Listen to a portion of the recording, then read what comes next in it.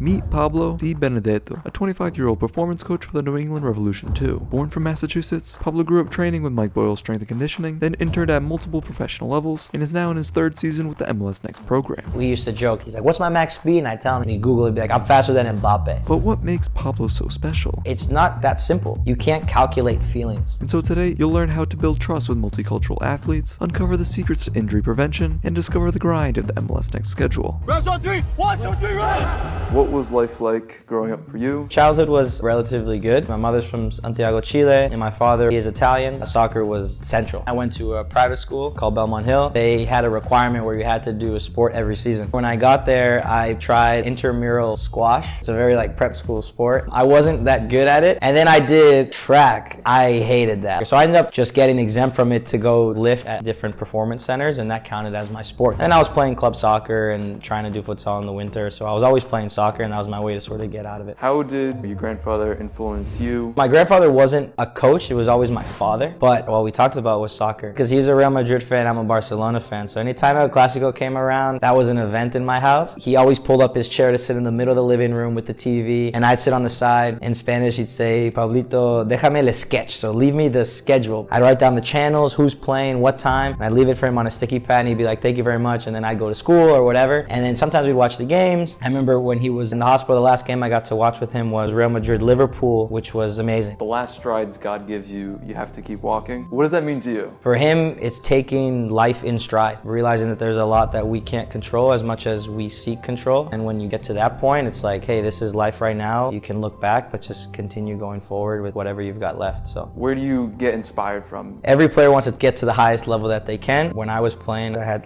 some injuries. And in that process, I just tried to learn more about my body. I always thought that the solution at the time was to be in the gym and all the extra work. I think my biggest inspiration was a place called Mike Boyle Strength and Conditioning. That was a gym I always went to. And without Mike Boyle, I wouldn't be here talking to you. How was your time at Middlebury College? From a soccer standpoint, I did not have a great experience at all. I just felt that my passion was just next level. And when I saw people that didn't take it like that, it actually kind of frustrated me. But because it was everything, not having that soccer experience, just have it in general, it really impacted my entire college experience. Friendship-wise, top experience, but because of soccer, just didn't work out for a variety of reasons. When it comes to academic stuff, I'm honestly not sure, because each person has their own internal things that impact what they do, and you'll get out of the experience what you're meant to get out at that time. Now I want to dive into your 4 internships that you did from 2018 to 2020. Tagalos was a sort of a finance internship that I did in the summer. It was a good experience to have, but it didn't really impact where I'm at now. Stellar was my first step in the professional footballing world. I knew Patrick McCabe, the agency that represents players across the MLS, and I was able to intern with him for a month in January. Mike Boyle, again, I grew up going to the gym there and just working out, and I was coaching athletes that were older than me, physically and everything, much bigger than me. They played different sports. When I was back home, I was always at Boyle, and sometimes I just hang out. After I graduated, Mike was kind enough to connect me with someone at the Revs. They were hiring for a position, interviewed, and the rest is history. FSCR, that was the best. It was after my abroad experience in Spain. I went to London. At the time, it was the director of performance at Queen's Park Rangers. His name is Dan. I believe he was the first team sports scientist. It was Dylan. When I was in high school at Belmont Hill, he was an intern at Mike Boyle. I basically flew to London. I met with Dan and Dylan. I think it was only about 2 weeks or so, but it was great. And FSCR, which is just the global community, I got to see some high-level footballers. My story that I always remember is on the last day of the camp. It was Monday through Friday. Eberechi Eze, Crystal Palace's number 10. He was at QPR at the time, and he was obviously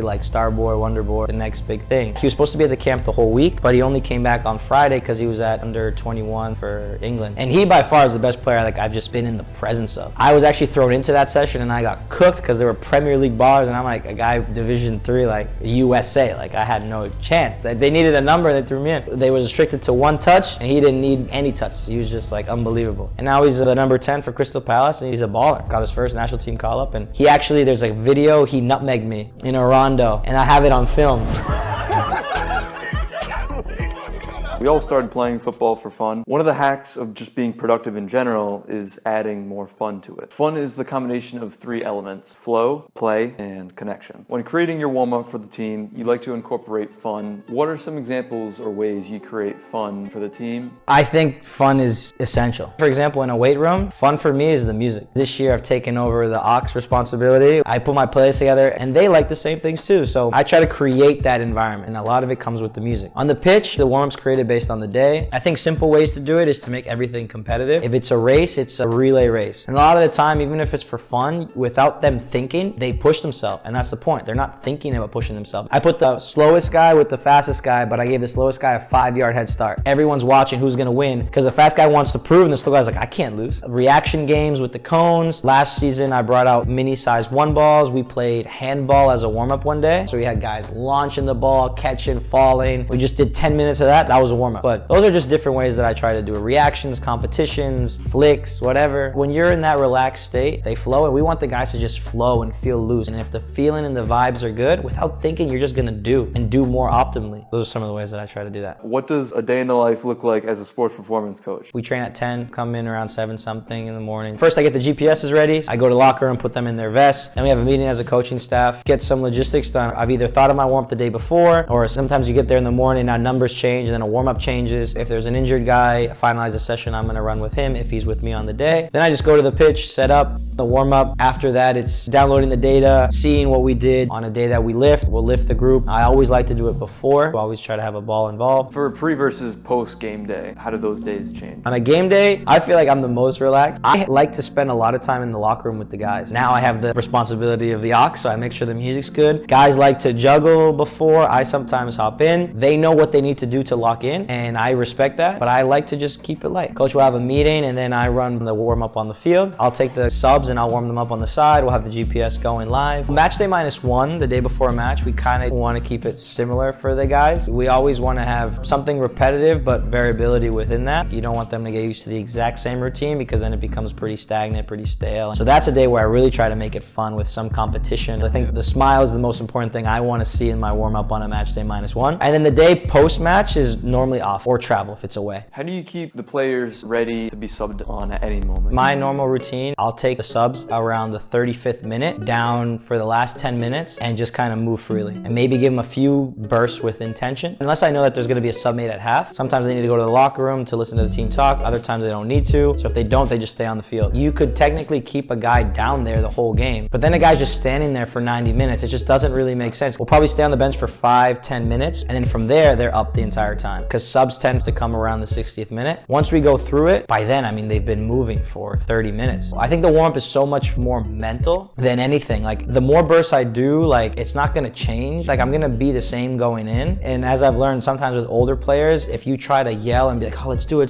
they're just gonna clock out and not listen to you. So just keep it light, try to read the room or the scenario and let the guys eventually do their thing. It's the game. If they are about to get subbed on, like, hey, go and make a difference. Like, a guy may not have played for 3 games in a row, goes in, makes 1 killer pass, scores, and we win. It's huge. Like, all that cliche stuff of be ready for your opportunity, like, I think that's true. So if you're on the bench, no one I think is ever really tuned out. Your mind gets your whole body just revved up. If you get called in the 3rd minute, in your head you go, oh snap, wait a sec, run down there, then run back. Like, it's not gonna make a big difference at all. In terms of building trust, how do you build trust as a young coach like yourself? What tips would you give to someone that wants to build trust in a team environment or a club environment? I'm just lucky that I come from the background that I come from. So not only is it multicultural, but maybe you get a laugh out of them. Whether it's a new player who's a Brazilian and I make a joke and I just start juggling with them and I do a trick. Those little things I think over time create that trust. And from there it's just all emotional intelligence. And I don't know really how do you develop that because I feel like I've learned it just through my upbringing. I always say like my mother's a very emotional person and we used to make jokes about her. I think my mother's ability to be super emotional is her superpower. That is something that can help me empathize with people. How does the season schedule impact volumes in terms of training? There's also this philosophy, less is more, that we can overtrain and not get any benefit. How does like the intensity of each session change? What you said, less is more, I subscribe to that. The least amount you can give to provide sufficient or positive stimulus that you want is what I strive for. And I try to do that in the gym and on the pitch. And it depends, right? If we have 1 game a week, Sunday to Sunday, then the next day after the match is off. The second day after, we'll have the guys come in. That's the day like they're the most fatigued. Some guys played 90 minutes, some guys played 0 minutes. So then the guys who didn't play will do something else. And the 2 days after that are a bit more intense, but still with recovery in mind, especially the 3rd day after. By that 4th day, ideally people are recovered. We'll play in those like sort of bigger spaces. 2 days before a game, we try to make sure that those -2, -1, a little bit lower. And that 7-day framework, we can manipulate whatever many days in between matches, not only collectively, but individually as well. If you've been enjoying this interview so far, drop some feedback below, and don't forget to check out some of my other guests after the episode. What does it look like in terms of if you have a 3-game-a-week header? So realistically, the focus there is recovery, but recovery recovery's still done on the pitch. It also depends in those 3 games, are we home or are we away? And if we are, which one is which? The guys who are gonna play major minutes, they get what they get physically through the matches. So the training is for them is minimal. We won't guarantee that they're recovered until 96 hours after a match. Reserves will do more in training, so it's very much like a balancing act. What are your thoughts about factors outside of the training room? Things like nutrition, sleep, stress, things that you can't necessarily measure from GPS tracking. How do you go about those conversations with a player? Confidence, that was something as a player that I struggle with a lot. There's so much more that goes into just the guys, like what the fan or what the observers see when they watch training or watch a match is such a small part of everything that to make comments about so-and-so is good or so-and-so is just like irresponsible, because life, I think, is just the biggest factor that impacts the players, and we can't measure that. Well, if a player is going through a breakup or a death in a family, we can't do anything about that. That person may grieve a whole season. People talk about Adriano, who played at Inter. The day Adriano's father died, he was never the same. No one could help him because we can't. I can't go inside and learn what's about you and how you deal with things. I think everyone can try to tap in. We have people who can help with sleep. We have a nutritionist who works with the club. That's all great, but then one thing might outweigh everything else. So it's kind of just like do your best and kind of hope for the best as well. There's only going to be one day in the week where you're going to perform your peak. Every other day is going to be sub under the peak. The players are human beings, and human beings are complex. There's way too much stuff that goes on internally and externally because we work within our environment. We can't be separated from it. To try to control things with a number, you can't calculate feelings. There's no GPS system. If someone invents it one day and finds a way to use it, then they will probably be a billionaire, but we can't calculate feelings. I tell players, try to give your max on the day. So the idea is not absolute max, but relative. I like to have the guys do like a max sprint 2 days before a match, but that's after 2 days of intense training. Give me your best of what you can do today. And some guy told me actually this past -2 was like, that means I'm giving you 60%. And I was like, that's fine. If that's what you got in the tank today, then do it. I'm okay with that. But I want to see the intent and the effort. That's for me, building trust. That's emotional intelligence. Let me meet you where you're at. Let me work with you. Understand that if a guy like feels bad because he didn't hit this number, I feel comfortable saying, bro, like it's not about that. What's most important of performance is the game and getting you there to try to perform as optimally as possible. And the guys don't need to go purely off feeling. And even with winning and losing, people get so attached to winning and losing. It's either I suck or I'm great. I can perform great and still lose the game. And I can perform terrible, but we can still win. You can have a process in how you do things and win. You can have a process and lose. There's so much we can't control. Try to find something that you believe in, work on it, but still understand that there's so much out there we can't control. If a player thinks like, oh, I suck, we lost, like it's not that simple. I've been in those shoes and those cleats to know what it's like to feel like that. So I feel like I can identify it and try to help guys to understand that it's bigger than just, oh, I suck. What other factors do you think players find the most beneficial, whether it's like an ice bath, a massage? I actually use the gym to replicate what guys will sort of see a bit more of. That in my view is also like activation. They've done like an hour and a half of stuff before they get into their first activity. After a training, I don't do cool downs. They're already fatigued from training. I think that it's the same stretches and the same thing that I would do in the warm-ups. It's a bit redundant. Let's just say it's an hour training. The guys have 23 more hours. What they do throughout the 23 hours is gonna be more important than like the last 5 minutes, in my opinion. Modalities that the guys like, we have tubs,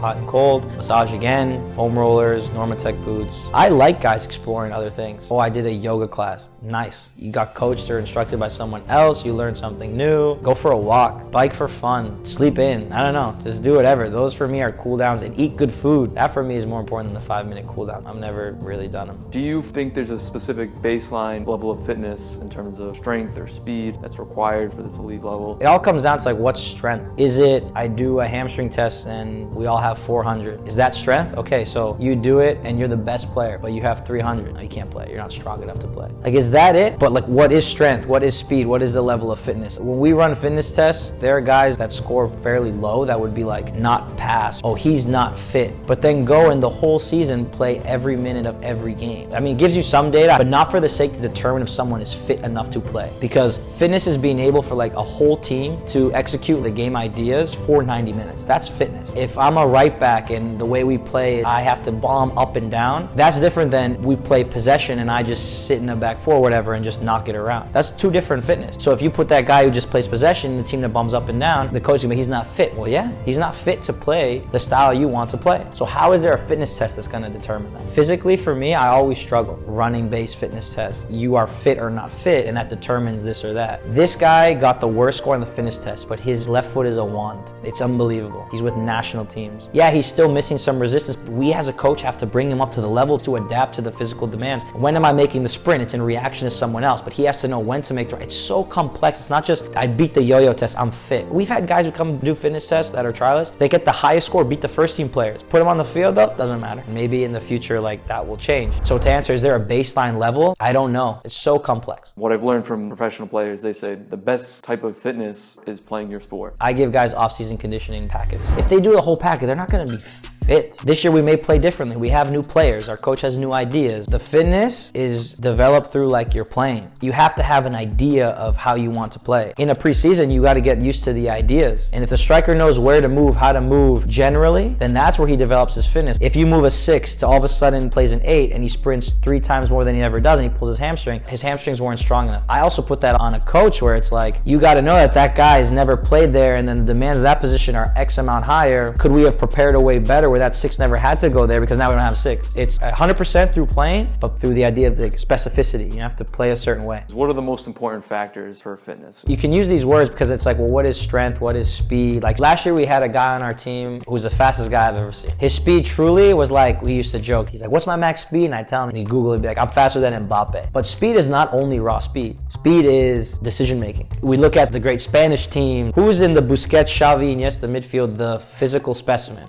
No one. But everyone has an idea. If I know where I need to be before you do, I'm always going to be faster than you. So these ideas of what's important is too complex to say. It's also just different types of speed, with the ball, without the ball, Exactly. 5 yards versus 50 yards. MLS is a league where like you can survive being a really good athlete. Your traditional ideas of strength, speed, like if you're decent enough, like you can survive in the league. Is there a standard MLS or fitness test from your experience that you test every preseason? I think everyone always goes with like the yo-yo test, level 1, level 2. When I first got to the Revolution Academy, I was introduced to the Bronco test, which is actually a rugby test. But it's a way that we get the player's maximal aerobic speed. And I think the benefit of that is not more so to say he's fit or not, but it's just to have a baseline of if in case they are injured or want additional fitness, then we can program that. But what we did this year was another mass test, which is basically just run for 5 minutes as far as you can. And then from there, all of a sudden, so-and-so gets injured and needs to come back and rehab. This was his baseline that he came in with. That makes it individual. And that's how I base all the off-season programs. If you like the yo-yo test because I like the mental grit, then that's your go-to. But if not, if you have another why, then you can do something else. What does a successful away trip look like? 1, flights leave on time and we have no problem with checking in. I always order food or snacks to the team hotel. Our athletic trainer has treatments. We don't do anything the day of or the day we land. We'll have dinner there. In the morning, it'll be just the team breakfast. Before the team meeting, I will take the guys for a walk. So I just take them outside. We meet in the lobby. We go for a 1 lap around the hotel. Come in, I do a mobility session with the guys, do a bit of breathing, have the guys do a little bit of visualization. I kind of tell them like, I just want you relaxed. Film, eat 3 hours before, depart, warm up, play, hopefully win. And then depends on the trip, but normally we stay the night and then we fly out the next day. What advice would you give to a team, a club, a player going on an away trip? You have to go on a lot of trips to understand this, but learn what makes sense for you because it depends on every person. Some guys, headphones do not leave their ears and it's just music the whole trip. Some guys want Netflix. Our Brazilian guys like to bring a PlayStation. That makes them feel relaxed and feel like they can play good. Some guys eat the certain things. It's so individual. The only way to get to that point though is trial and error. A guy might go on a away trip and he's a young guy and eats something bad and he doesn't play well and okay, maybe in the moment, but he's learned like I can't do that anymore. Find what makes you feel most optimal to do and to play and then just stick with that. So what are the 3 factors you think every good trainer needs to have? The idea of just being emotionally intelligent, empathetic, aware. It's a very difficult process to try to find out who you are. I don't think we ever find out. I think we always change. But being aware of who you are and sort of what makes you tick, what's good, what's bad, because people say, oh, he's different as a coach than as a person. For me, I think the way you are as a person is how you are as a coach. I can't be 2 different people. That's just like insane unless I have like split personality or whatever. And then from there, it's good communication skills. Much easier said than done. I think that you're right. If you're trying to motivate them, some people like the loud noise versus another person might like a joke. I have the aux now, but some guys just keep their headphones in. They need their space. Quiet in the corner locker room. Other guy needs loud music and be juggling a ball. Other guy needs a massage. Other guy doesn't need anything. everything. Just understand that we're all individuals. Maybe if you make a mistake, try to own up to it. Where do you think the future of sports performance is heading? It's probably gonna go more tech, because I think just the world is like that. There's a product for sort of everything, which is gonna make the ability to feel and understand even more important in a world that's data focused. Because again, if someone can find a way to these